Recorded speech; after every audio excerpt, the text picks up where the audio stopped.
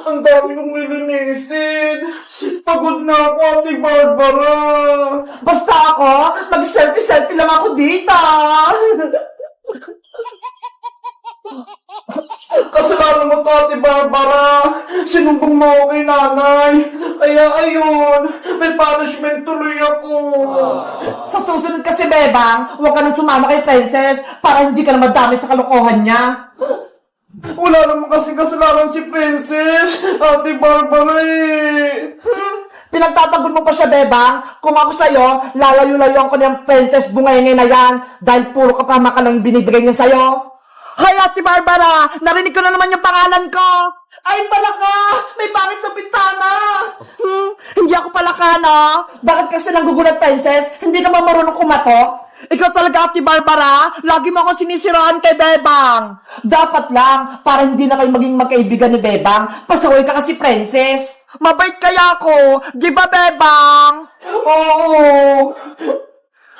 Bebang, mukhang umiiyak ka ata ah. Pinalo ka ba ni Aling Sitang kahapon? Tama ka, Princess. Pinagalitan ako ni nanay. Tapos, pinaglinis ako dito sa buong bahay. Ganun ba? Kawawa ka naman. Hindi ka pa tinutulungan ni Ate Barbara. Bakit? Kasalanan ko ba yon? Pinagalitan siya ni nanay, kaya siya lang maglilinis. Bebang, gusto mo ba tulungan kita maglinis para mabilis kang matapos? Talaga, Princess? Tutulungan mo ako? Oo, para makapaglaro tayo kaagad. Sige, halika na rito sa loob. Nay! Si Princess! Papasok na naman sa loob! Ay, si Ate Barbara, magsusumbong na naman para mapalo ulit si Bebang. Hindi ah, ikaw lang yung gusto kong mawala dito. Bebang oh, si Ate Barbara, ayaw niya akong papasukin. Ate Barbara, tutulungan ako ni Princess. Kaya ayaw mo na siyang pumasok dito sa bahay. Eh kasi naman, bita-bita na naman si Princess. Tutulungan ka pa niya? Eh di tulungan mo rin ako, ate, para mabilis matapos ng ginagawa ko. Kaya nga, hindi puro ka cellphone, hindi yung lagi ka nag-selfie-selfie, Ate Barbara. Sige na nga, tutulungan na rin kita, Bebang. Yay! Tutulong sa Ate Barbara. Ikaw naman pala ka, pumasok ka na nga dito. Yes! Papasok na ako sa loob! Ikaw, Princess, ikaw yung magpupunas-punas dyan sa mga lamesa, pati tong bis. At ikaw naman, Bebang, ikaw mag-map dyan lahat. At ako naman, ang magwawalis. Okay, ready na ako. Simula na ang Operation Linis! I-map yung sahig para kumintap. Wawalasin ko yung mga kalat para hindi magalit si nanay.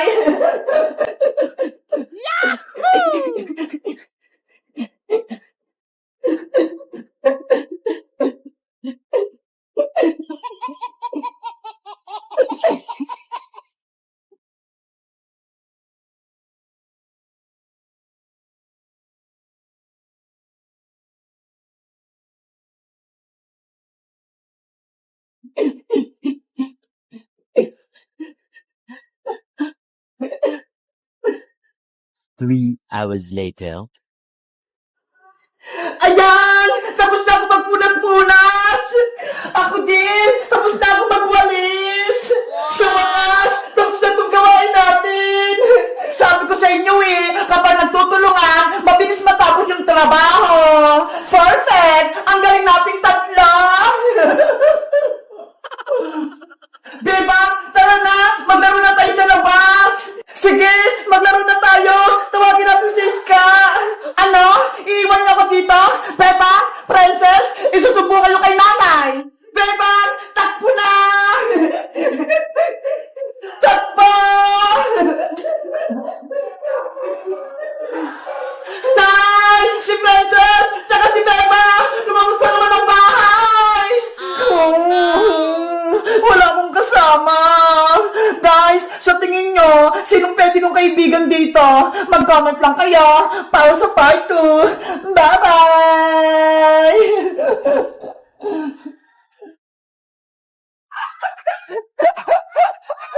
Hoy, Boyong! Ibalik mo yung regalo ko! Akin yan!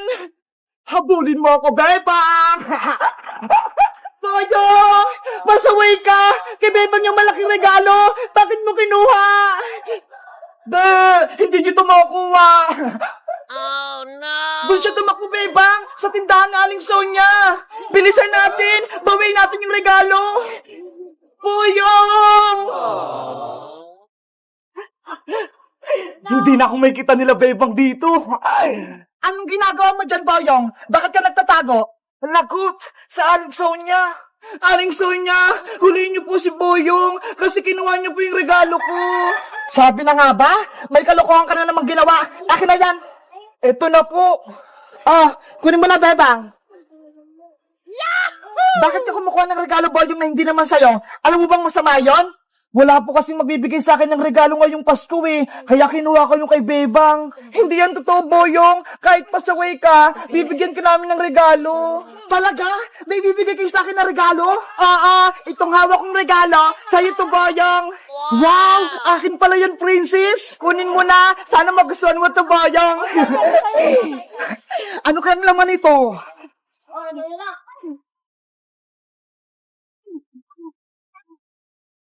Wow! Mga bagong suit! Pati damit! Gusto ko to! Ay! Nagustuhan ni Boyong yung regalo ni Princess! Thank you dito, Princess! Ako nagpili niyan! Boyong, meron din ako regalo para sa'yo! Talaga, Iska? Ito, buksan mo na! Ay! Laruan! Ang ganda-ganda! The remote control yan! Sana magustuhan mo! At syempre, meron ka pa rin regalo sa akin, Boyong. Kahit lagi mo kaming inaaway, meron ka pa rin gift sa amin ngayong Pasko. Lahat kayo, may regalo para sa akin. Sana magbago ka na at huwag ka nang pasaway para kaibigan ka na namin. Oo, magbabago na ako. Promise mo yan, ha? Promise yan, hindi ko na kayo guguluhin kahit kailan. Tanggapin mo tong malaki kong regalo para sa'yo. Akin pala to. Buksan mo na yung regalo ni Bebang, Boyong.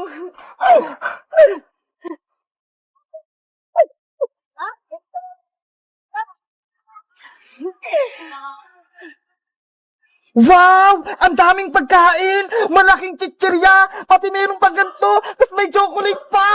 Nakakaingit naman! Thank you, Princess! Bebang! Iska! Binigyan niyo ako ng regalo ngayong Pasko! Walang anuman! Bebang! May bibigay din ako regalo para sa'yo! Meron ka din gift sa akin! Eto, maliit lang! Sana magustuhan mo! Thank you, Boyong! Buksan mo na! Matutuwa ka niyan! Mukhang pagkain din to, ah!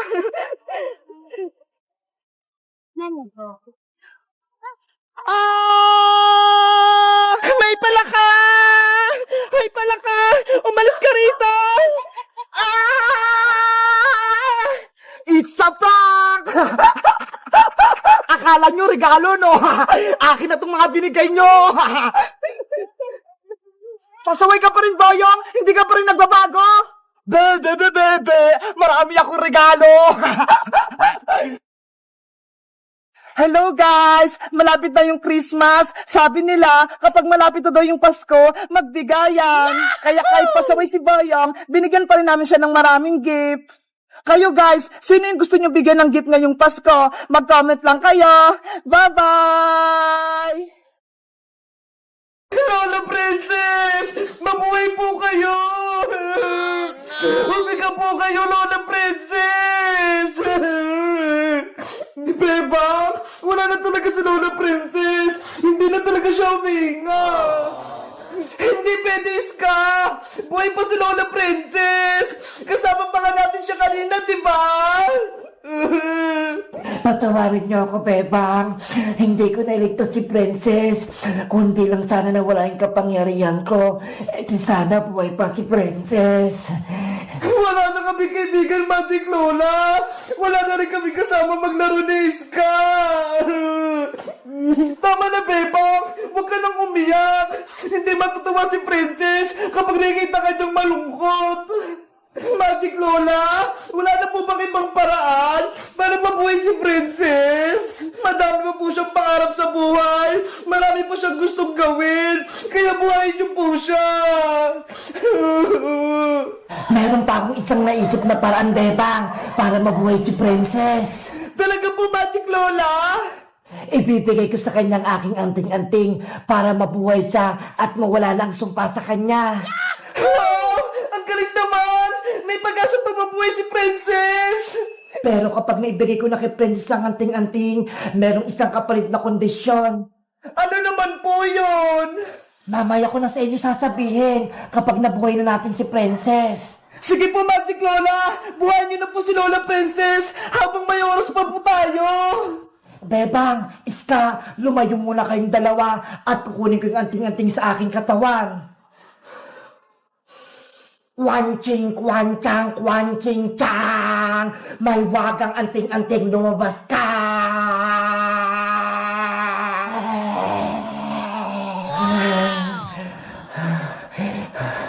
Bebang, eto nung anting-anting.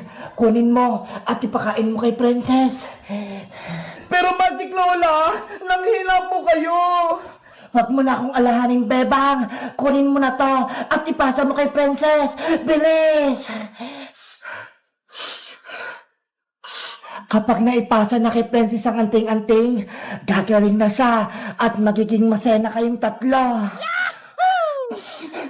Sana gumaling na si Princess! Ayan na! Mabuhay na si Princess! Wow! Yahoo! Umepekting-anting-anting ni Magic Lola! Beba! Magaling na ako! Bumalik na ako sa dati! Masaya ako at gumaling ka na, Princess. Maraming salamat po sa inyo, Magic Lola! Binuhay niyo po ako! Dahil wala nang anting-anting sa aking katawan, mawawala na rin ako sa mundo. Ano po? Mawawala na po kayo, Magic Lola? Bakit po? Ang anting-anting lang ang lakas ko, Bebang. At kung wala na ito, maglalaho na ako at hindi ko na kayo makikitang muli. Pero Magic Lola, kayo po yung aming tagapagligtas! Huwag niyo po kaming iwan! Mahal ka namin, Magic Lola! Huwag po kayo mawawala! Paalam na sa inyo, Bebang. Princess, Iska, hindi ko kayo makakalimutan. Magic Lola!